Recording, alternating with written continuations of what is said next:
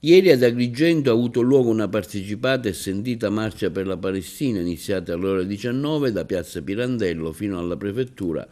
attraversando il cuore della città lungo la via Atenea. Bandiere della pace e della Palestina hanno colorato la manifestazione, ma soprattutto si è elevato un grido unanime e umano: fermare il genocidio in corsa nella striscia di Gaza da parte del governo israeliano. I manifestanti hanno chiesto con forza che il governo italiano interrompa ogni forma di complicità, riconoscendo ufficialmente lo Stato di Palestina e cessando il sostegno a Israele. La risposta della cittadinanza agrigentina è stata significativa, mostrando il volto più sensibile e solidale della città, una comunità che non resta in silenzio di fronte all'ingiustizia e alla sofferenza. Il comitato promotore dell'evento Agrigento per la Palestina ha lanciato inoltre un appello alle istituzioni di Agrigento.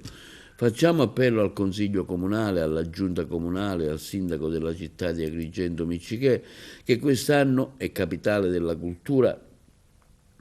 vista la millenaria storia di una città piantata nel cuore del Mediterraneo, di deliberare il riconoscimento dello Stato della Palestina come entità sovrana nei confronti precedenti all'occupazione del 1967 con Gerusalemme a capitale, così come è stato fatto da numerosi consigli comunali in Sicilia e in Italia, anche della nostra provincia, e inoltrare tale richiesta al Presidente del Senato, al Presidente della Camera, ai gruppi parlamentari della Camera e del Senato, al Presidente del Consiglio dei Ministri, al Ministero degli Affari Esteri e della Cooperazione Internazionale,